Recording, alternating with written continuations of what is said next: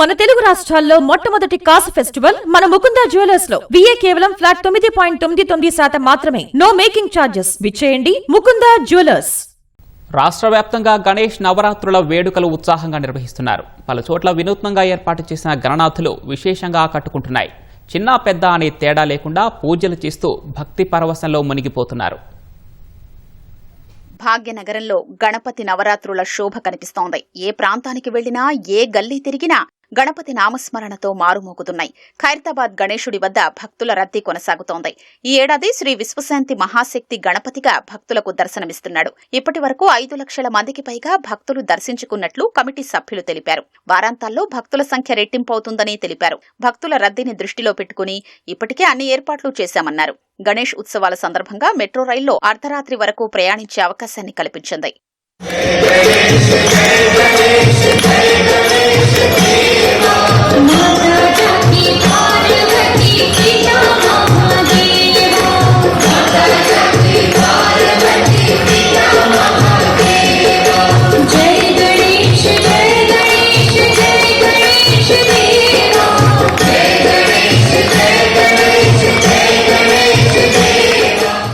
సికింద్రాబాద్ వారసిగూడలోని ఓ పాఠశాలలో విద్యార్థులు ఏర్పాటు చేసిన గణనాథుడు విశేషంగా ఆకట్టుకుంటున్నాడు. ఒడిశా పూరి జగన్నాథుడి రూపంలో వినాయకుణ్ణి తీర్చిదిద్దారు. జవహర్ రైల్ కాలనీతో పాటు వాసవీనగర్ ప్రాంతాల్లో కంటోన్మెంట్ శాసనసభ్యుడు శ్రీ గణేష్ గణనాథుల్ని దర్శించుకుని తీర్థ ప్రసాదాలు స్వీకరించారు. తాడుబందు వీరాంజనేయ స్వామి ఆలయంలో ఏర్పాటు చేసిన గణనాథుడికి 1,00,000 పత్రాలతో పూజ నిర్వహించారు. మేడిబావి ప్రాంతంలో ఏర్పాటు చేసిన సరస్వతి రూప విఘ్నేశ్వరుడు చూపరుల్ని విశేషంగా ఆకట్టుకుంటున్నాడు. సరస్వతీదేవి రూపంలో రూపొందించిన గణనాథుడు వద్ద విద్యార్థులొచ్చి పూజలు నిర్వహిస్తున్నారు.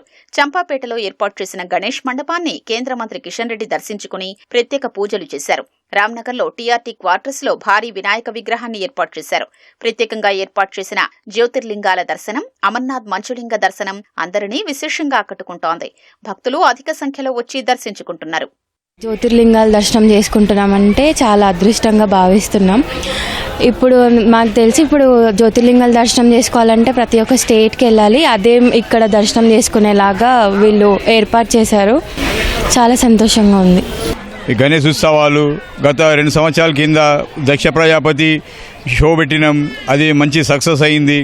మళ్ళీ లాస్ట్ సంవత్సరం కేదార్నాథ్ సెట్టింగ్ పెట్టినాం. అది కూడా బ్రహ్మాండంగా సక్సెస్ అయింది.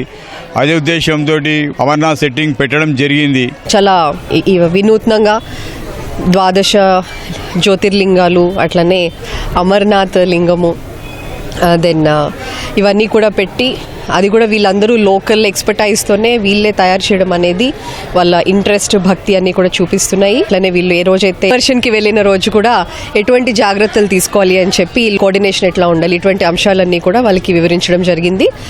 ఇంత మంచిగా ఏర్పాట్లు చేసుకున్నందుకు ఇమర్షన్ కూడా ప్రశాంతంగా, సాంప్రదాయబద్ధంగా అందరికీ ఉత్సాహంగా సెలబ్రేట్ చేసుకోవాలన్నట్టు మేము వాళ్ళని కోరడం జరిగింది.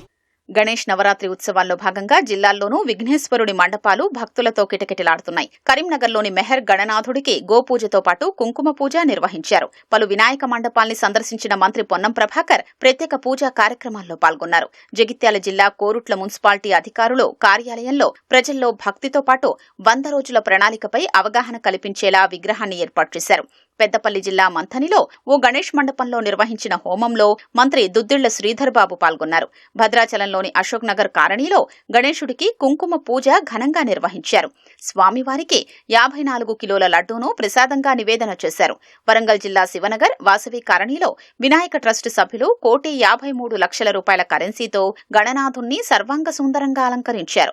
500, 200, 100, 50 నోట్లతో మాలలు చేసి మండపాన్ని అలంకరించారు. పెద్ద మొత్తంలో కరెన్సీ నోట్లతో అలంకరించిన మండపాన్ని చూసేందుకు త్రినగరి నుంచి భక్తులు పెద్ద సంఖ్యలో తరలివచ్చారు.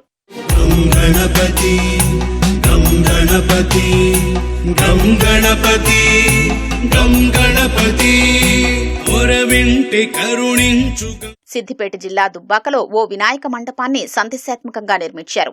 విద్య, ఆరోగ్యం, పర్యావరణ పరిరక్షణ అంశాలతో పాటు చిన్నారుల భవిష్యత్తును ప్రభావితం చేసే స్మార్ట్ ఫోన్ల వినియోగ దుష్ప్రభావాలపై అవగాహన కల్పించడం విశేషం.